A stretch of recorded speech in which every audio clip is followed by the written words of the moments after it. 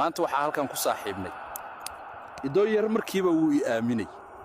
waa saaxiib cajib ma qiyaani doono waxa u maleyseen inaan cunay oo qiyaanay soo ma aha waa saaxiibkayga duurka runtii hilibkan wuxuu noqon doonaa mid aad u macaan dabkana si fiican buu u shidan yahay waa ogtihiin gaajo inay cadow tahay